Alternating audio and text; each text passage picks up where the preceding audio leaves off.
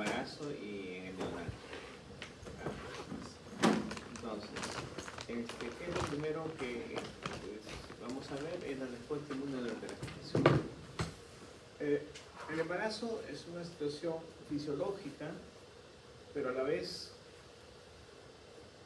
muy impresionante, porque ustedes se dan cuenta, algunos le llaman un halo injerto, ¿no? Es un halo injerto porque hay una respuesta, hay una carga genética paterna, una carga genética materna, y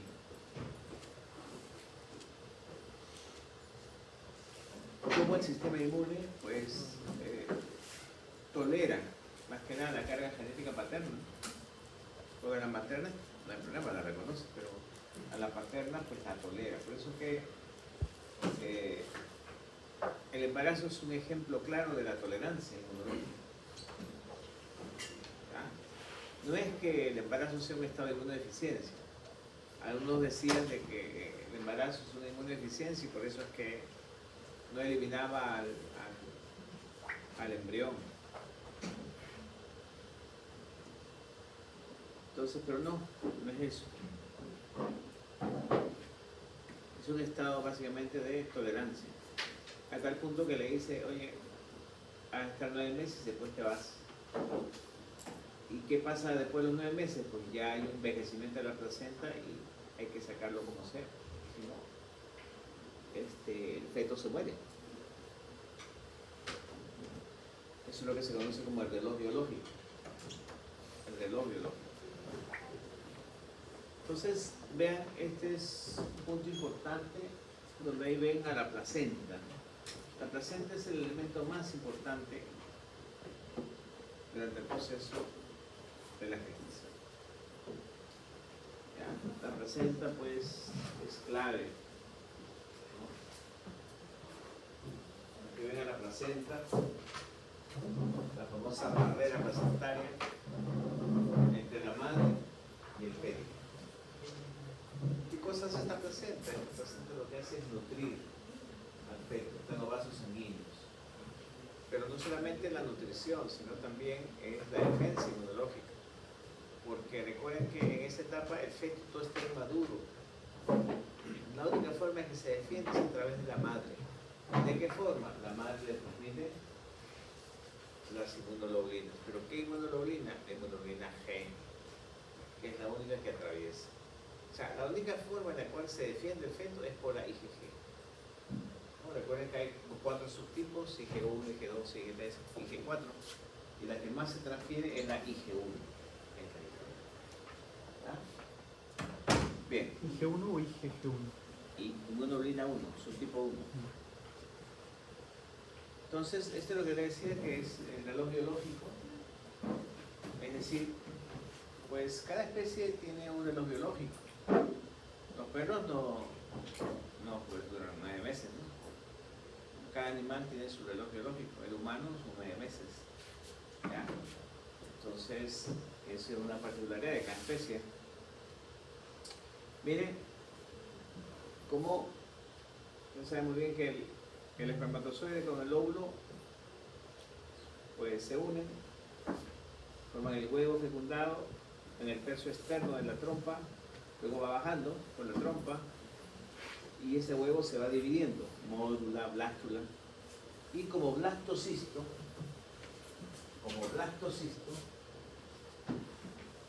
es que se implanta en la cavidad uterina.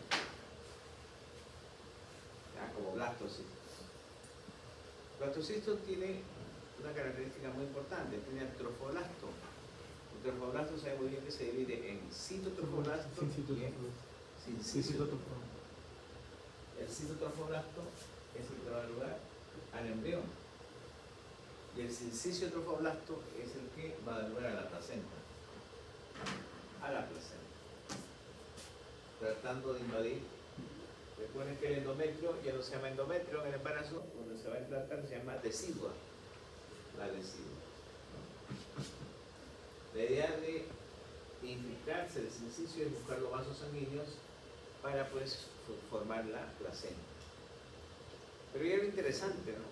Todas las células inmunes están ahí, ¿ven? está viendo lo que pasa, pero no la destruyen, por muchas razones. Una pues es que, por ejemplo, hay una célula que es importante, que es propia de ahí, que son las células natural killer, pero uterinas, no son las células natural killer que normalmente están en todo el organismo, ¿no? Entonces, aparentemente, según hay varias explicaciones, el MHC que se va formando aquí todavía no es detectado, ¿no? Porque cuando es detectado, justamente el otro lo detecta y lo destruye. Si no se ve o está normal, lo destruye, el MHC1. Otros dicen que se esconde ese MHC1 durante todo ese tiempo, ¿ya? La idea es que si todo va bien, el embarazo continúa.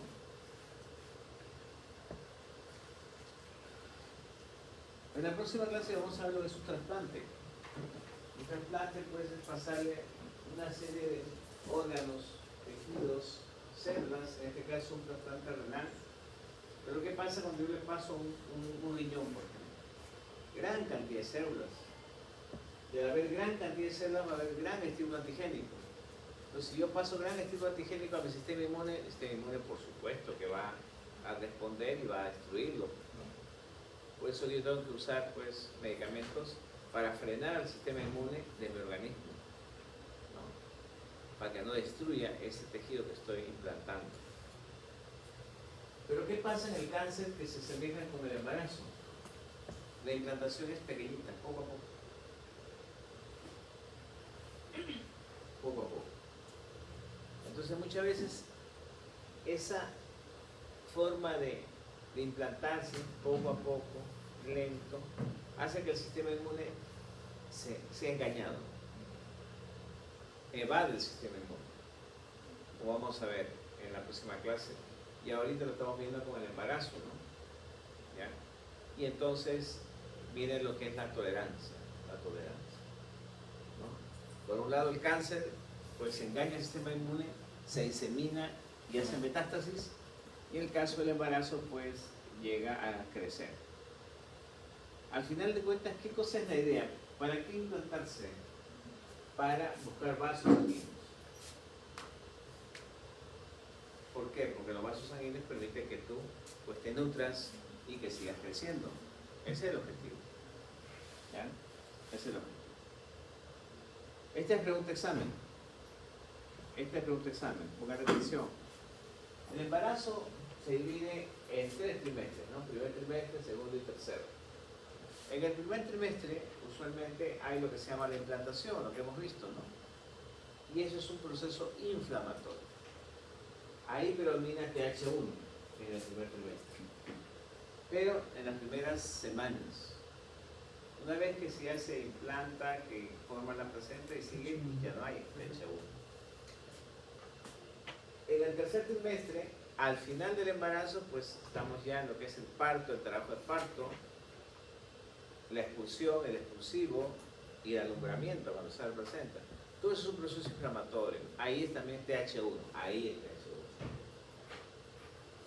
Pero casi todo el embarazo, ¿qué respuesta inmune es? TH2.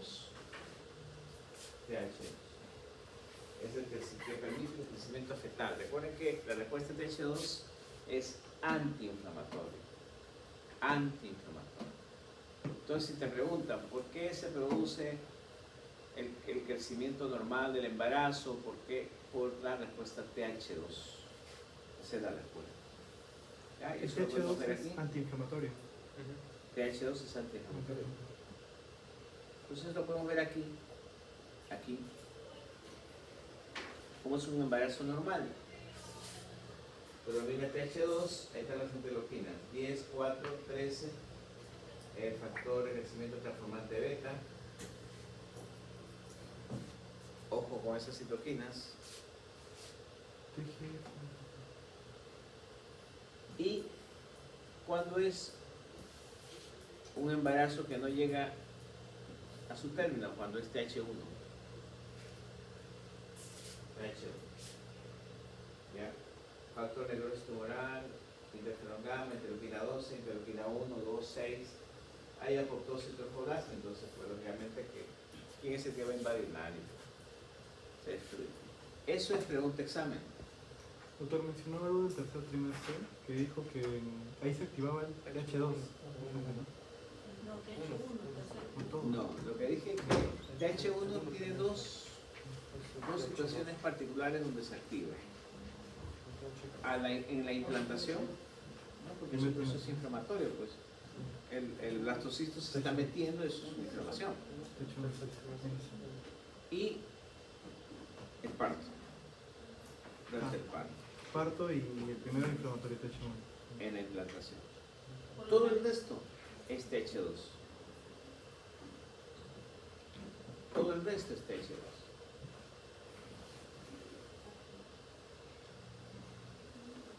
Bien.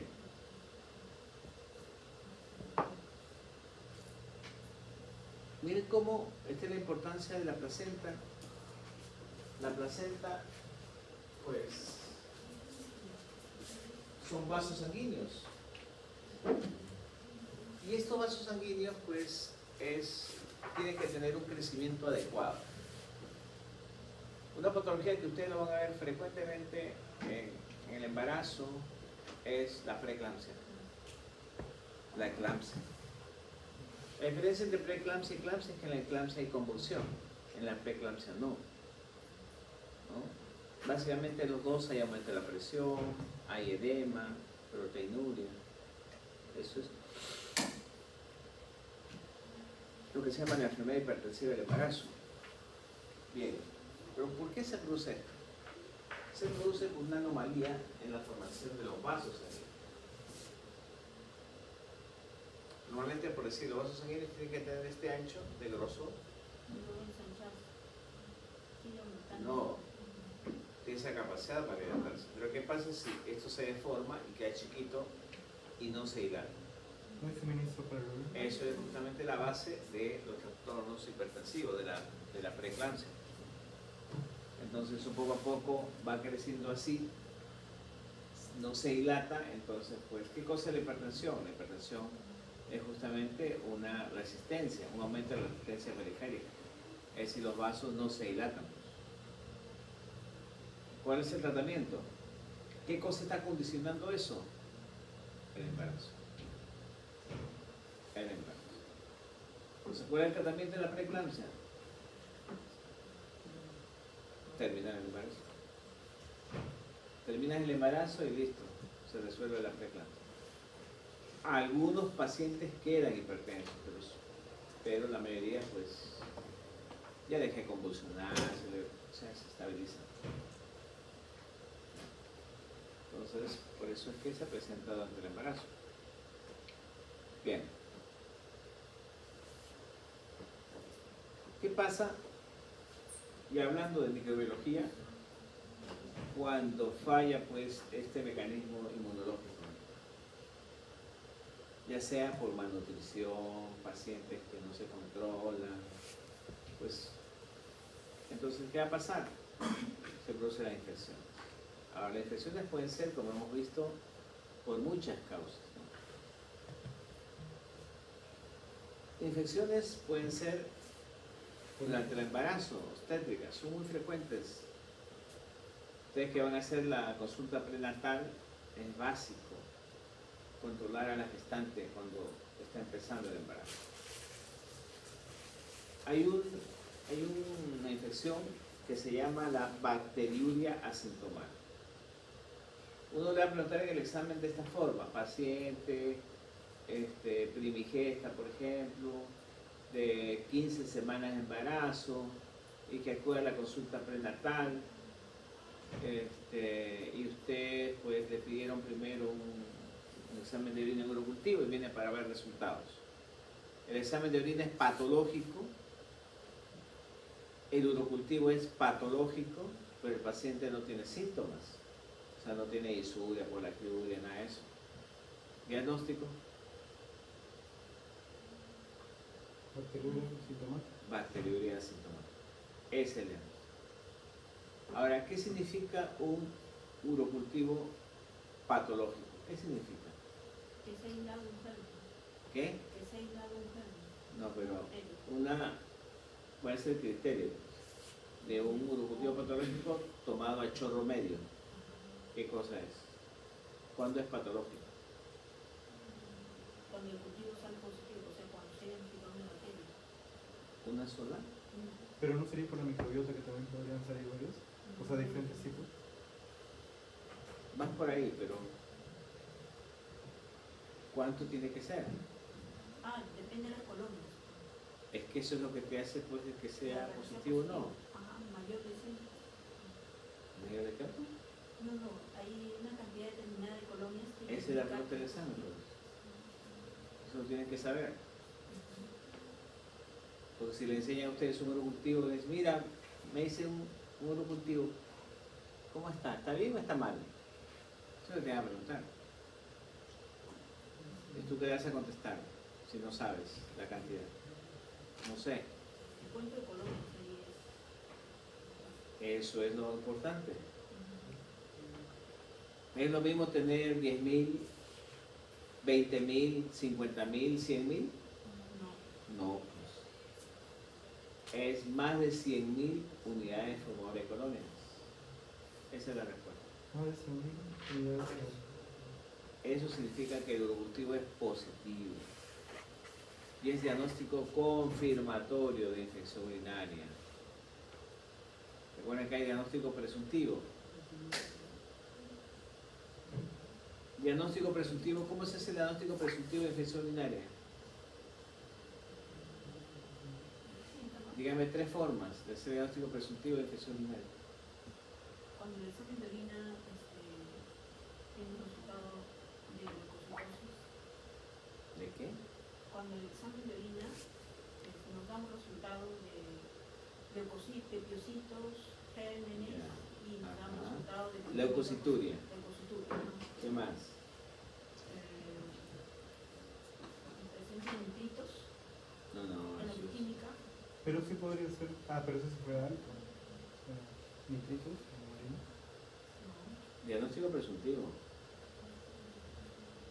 Leucocituria o piuria es un dato, por supuesto. ¿Qué más? Y los síntomas que puede tener el paciente, ¿no? Policturia. No, esos son síntomas que tienen. Presuntivos, Estamos hablando ya del diagnóstico presuntivo. Ya. Leucocituria. Leucocituria, no, ¿no?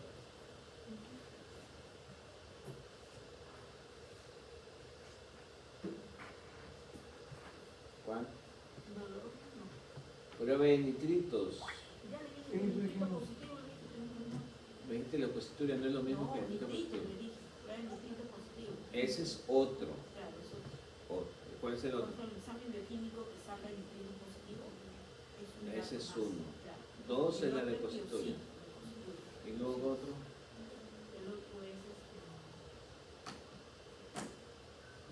gérmenes. El examen del sedimento urinario. Ajá, el Claro, examen. sedimento urinario. Son 3. Y el definitivo es el urocultivo. Sedimento urinario. Eso no lo olviden. Ténganlo claro para el examen. Bien. Entonces no se ve la bacteriuria asintomática. La infección urinaria, pues lógicamente que eso pues, puede ser baja o alta, y ustedes ya lo saben eso, los síntomas. Pero el otro diagnóstico en el embarazo es la corianonitis, que va asociada a la ruptura prematura de membrana. La ruptura prematura de membrana se refiere a esta membrana. Hay una membrana que está cubriendo al feto, que es el amios. Y hay otra membrana que está cubriendo la cara interna del útero, de la cabeza, que es el corium. Por eso la membrana se llama membrana corioamniótica. Pero, ¿cuál es lo importante? Que no siempre estás sellado. Esto tiene que ser estéril. Pero a veces esto se rompe, se fisura. Y el paciente pues te dice, doctor, estaba haciendo cargando algo y sentí una orina caliente que se bajaba entre las piernas. Ellos dicen que fue orina, ¿no? Entonces tú dices, es un paciente embarazada para que tenga orina, se le salga orina, tengo que pensar que probablemente sea esto. El líquido que se fisuró, ¿no? Entonces esa es la primera pregunta que tienen que hacerse, ¿no? Entonces para eso hay que hacer dos pruebas, como vamos a ver. Porque si no hacen eso, y aquí queda una fisura, todos los microorganismos que están aquí se meten y dan lugar a una corioamnionitis. Corioamnionitis, una inflamación que va a afectar primero al feto y después a la madre, ¿no? Es severo porque infecta, es corioamnionitis. Entonces aquí tienen justamente, ¿no? Normalmente esa membrana, ¿cuándo se debe reventar? Después de las 37 semanas. Después de las 37 semanas el feto tiene posibilidades de vivir, porque el pulmoncito ya está maduro. Pero antes de las 37 semanas es lo que se llama un prematuro. ¿Por qué prematuro? Porque su pulmoncito todavía no está maduro. Pues. ¿Ya? Entonces, hay dos pruebas, no se olviden, la nitracina y el helecho. ¿Qué es la prueba de la nitracina? La nitracina significa, es un cambio de coloración, ¿no? De una tirita donde tú demuestras de que eso es líquido amniótico y no es orina. ¿Cómo demuestras eso? Por el pH. El líquido amniótico es alcalino. En cambio, la orina usualmente es ácida. Entonces, si cambia de color, eso es líquido amniótico. Prueba de la nitracina positiva. Eso es. Y lo otro es la prueba del helecho, donde tú tomas una muestra, secreción vaginal, lo dejas al ambiente y ves cómo cristaliza, formando una hoja de helecho. Eso tiene la particularidad de hacer lo que el líquido amniótico. La orina no hace nada de eso. ¿Ya? Entonces, es una forma para diferenciar, ¿no? Orina de el líquido amniótico. Mencione dos microorganismos causantes de corioamnionitis. Ahí está.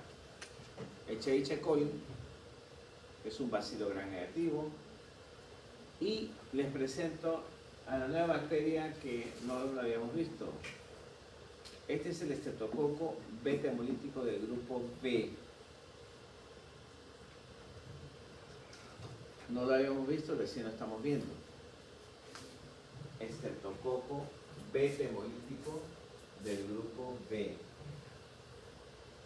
Nosotros conocemos al estreptococo beta hemolítico del grupo A, que es el piógenes, que produce la infección de amigdalitis, faringitis. Pero este no produce nada de eso. Este lo que produce son infecciones a nivel del neonato y a nivel del embarazado. Es lo que se llama el Streptococcus agalactiae. Agalactiae. Con A. Ya vamos a verlo. Cómo Solo diferenciar. en neonato y embarazada, dijo, ¿no? En el neonato y en la embarazada. Sí, miren, todo esto es lo que produce, al final de cuentas, la corioamnionitis. Es una alteración en el feto, una alteración en la embarazada, ¿no? Sepsis en el feto, y prácticamente, pues, si no lo tratas con antibiótico, el paciente se muere. Se muere.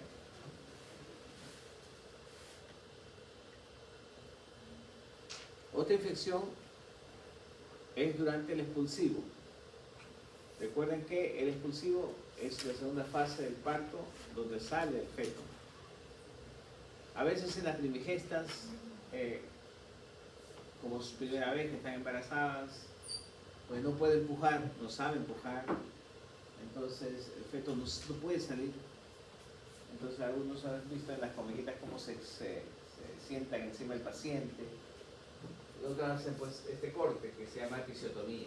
¿Qué es la episiotomía? No se recomienda hacer la episiotomía medial, porque aquí está el ano. Lo cortas, ¡flum!, revienta el ano. Siempre se recomienda, si lo vas a hacer, medio lateral. Lateral. ¿Ya? ¿Esto se puede infectar? Sí. ¿Y cuáles son los agentes? Estos. Gram negativos, y ahí están los cocos. Donde está el estreptococo, el grupo A, el grupo B y enterococos. Son los más frecuentes. Y los bacilos gram negativos. No se olviden de eso. Bien. Y esta es otra infección que es la endometritis. La endometritis. La endometritis se presenta usualmente por dos causas. Uno, recuerden que la última fase del parto es el alumbramiento, cuando sale la placenta. ¿No? Salió el feto y el recién nacido, uno le cortó el ombligo, el cordón umbilical, se queda ahí dentro de la placenta con el cordón colgando y con la pinza, ¿no? Entonces uno a veces está ahí jalando para que salga la placenta, pero a veces uno es muy impaciente y jala y sale la placenta, ¿no? Como sea. Entonces ahí es donde ustedes tienen que darse cuenta de dos cosas, ¿no? Uno es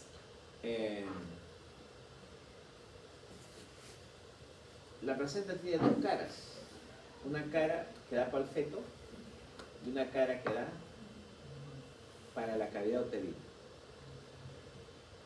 La cara que da para la cavidad uterina es la más importante, ahí están los cotiledones, son como bolas. Tienen que contar esas cotiledones, porque si falta uno, quiere decir que se quedó arriba. Y si se quedó arriba, el paciente va a estar sangrando y se infecta. A la semana va a venir ese paciente con fiebre, sangrando, y ustedes en problemas. Porque ustedes fueron los que tenían el parto. Entonces, mucho cuidado. Y lo otro es cuando a veces se les hace pues un legrado, a veces en sitios no adecuados, ¿no? Para tener un embarazo, y pues se hace con material no estéril, se infecta y pues el paciente hace una endometritis, incluso pacientes mueren. Entonces la pregunta que iba a hacer, mencione 3 o 4 microorganismos causantes de endometritis. Aquí está: Escherichia coli, Enterobacter, Staphylococcus, Streptococcus, Enterococcus. Lo de siempre, que lo venimos viendo en esta parte. ¿Ah? Ahí está. Y esta es la otra pregunta. Indique 4 causas de fiebre puerperal. ¿Qué es la fiebre puerperal? Es la fiebre que se presenta 24 horas a 6 semanas postparto, después del parto. Eso es fiebre puerperal. Y esto es lo frecuente. Endometritis, ya lo hemos visto. Infección de vía quirúrgica, por ejemplo, donde está la episiotomía o cesárea. Mastitis muy frecuente en la mamá. Recuerden que el niñito pues recién está aprendiendo y lo que hace es morder y eso se irrita, y si la mamá no cura el pezón, se inflama y se forma un absceso ahí, una mastitis puerperal. Y la infección urinaria, pero usualmente tipo pielonefritis. Y aquí al lado, otra vez, 4 microorganismos causantes de sepsis puerperal. Aquí está. Hay 1, 2, 3, 4, 5, 6, 7, 8. Acá hay 2 preguntas. 2 preguntas. Ya. Esta es pregunta de examen. ¿Qué cosa es el test de CAM?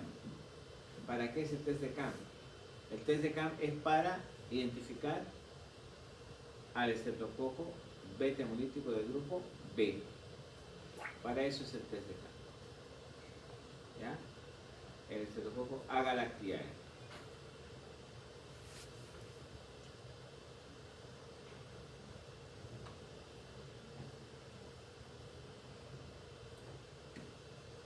Streptococcus galactinae, dijo, ¿no? Agalactiae.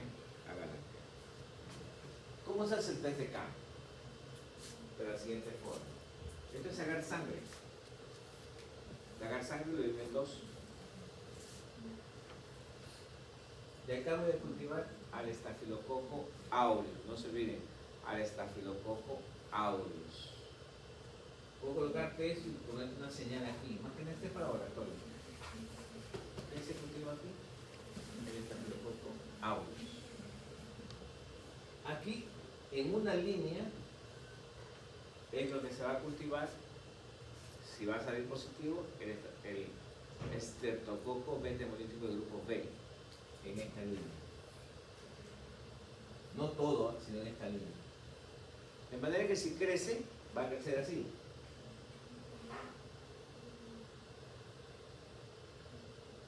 En el sitio de unión del estafilococo con el estreptococo se va a formar esta punta de flecha. ¿Por qué?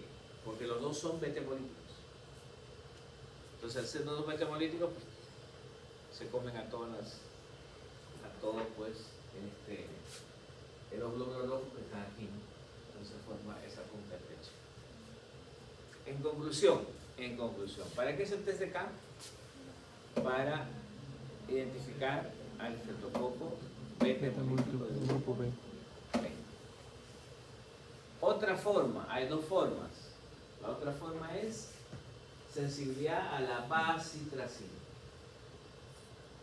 ¿Por qué? Porque el estreptococo piógenes es sensible, pero el estreptococo agalatea no es sensible. Ojo. ¿Cuál es, doctor, la bacitracina? ¿Qué? ¿Cuál ha dicho el medicamento? Bacitracina. Ahí está en tu esquema, ¿no está? ¿Cuál es? ¿Tú crees?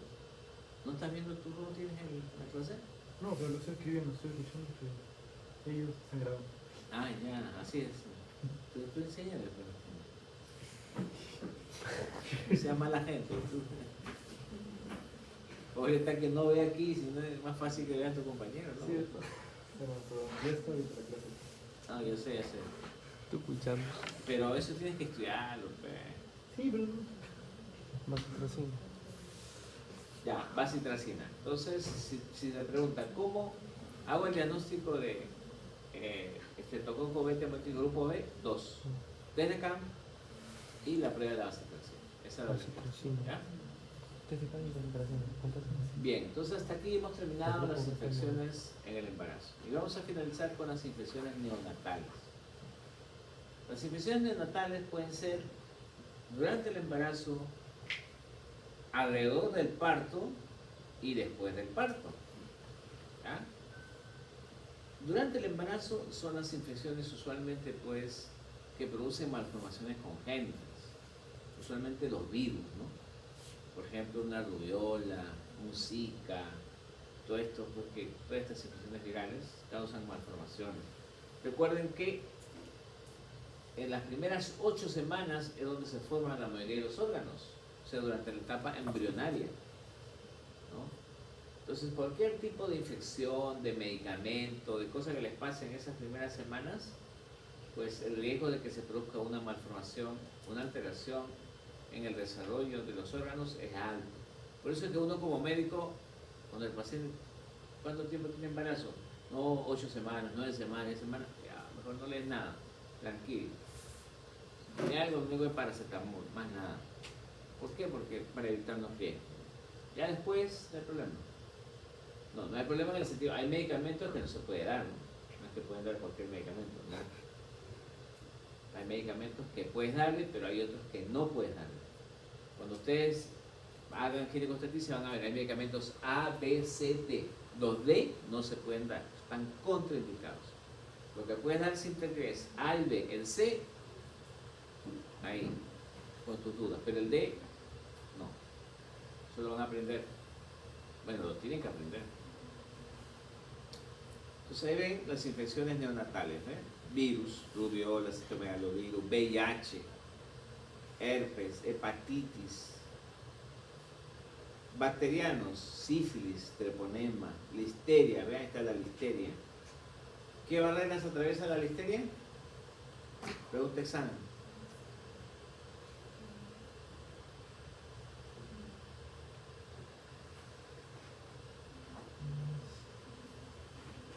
Esta es pregunta examen. ¿Qué barreras atraviesan? Han hecho la clase de listeria, ¿no?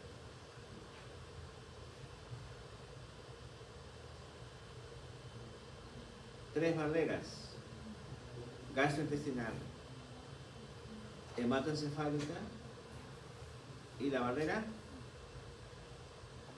placentaria. Placentaria, no se olviden, son tres barreras. Bien. Esta es la razón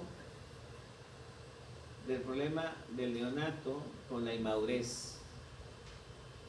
¿Ya? ¿Quién forma la sustancia surfactante?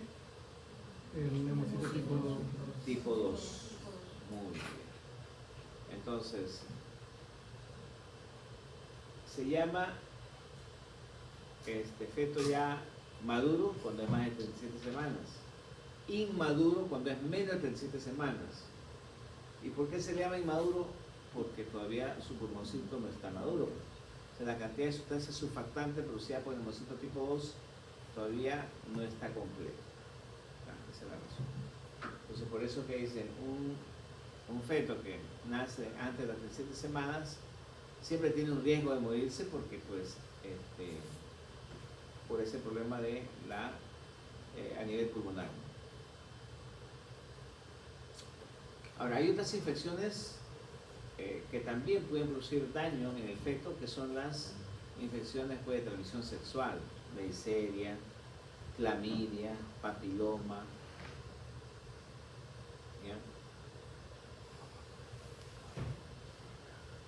Antes, cuando se empezó a conocer estas infecciones, se llamaba síndrome de Torch. ¿Pero por qué se llamaba síndrome de Torch? Porque solamente se pensaba que eran 4 los microorganismos que afectaban a la madre e infectaban al feto. Toxoplasma, rubiola, citomegalovirus y herpes. Eso es Torch. Pero después se vio síndrome de Torch. TO de toxoplasma, R de rubiola, C de citomegalovirus y H de herpes. Torch. Pero después se vio de que son toda la cantidad que estamos viendo. Miren, ¿ven? Todos estos. Entonces ya el Torch quedó en el olvido, ¿no? Incluso hay pruebas. No, pide la prueba Torch, pero eso solamente es para ver los 4, ¿no? Pero ¿y el resto? Y esta es la otra pregunta de examen. Esto. ¿Por qué es esto? ¿Por qué? Porque recuerden que una infección en el embarazo no solamente es del recién nacido, del feto, sino también es de la madre. Entonces hay una forma en que uno evalúa, el MINSA evalúa cómo está un hospital. Es por las muertes maternas. Un hospital con elevadas muertes maternas es malo. Entonces las muertes maternas tienen que ser bajo, no tiene que morirse la mujer. A veces ustedes van a darse cuenta, aquellos que van a hacer los tetras, pues tienen que tomar decisiones, o el recién nacido o la madre. Y usualmente se toma por el recién nacido, o sea que fallezca. Pero salvar a la madre. Salvar a la madre. Esa es la idea, al final. Claro, la idea es salvar a los dos, ¿no? Pero si no se puede, es salvar a la madre. Pero muchas veces la infección está grave y la madre, pues, en el caso de infección, puede tener una sepsis. Entonces, estos son los signos de sepsis. Entonces, te voy a poner un caso de una sepsis en el embarazo y te puede decir unos síntomas que están aquí o no están, pero hay uno que no corresponde. Pero estos son los síntomas de sepsis. Entonces puede ser falso, verdadero, o cuál de estos no corresponde, pero va a ser uno de estos. ¿Entendieron? Lo que tienen que saber es esa lista, porque es lo que tienen que saber. Bien, ¿alguna pregunta?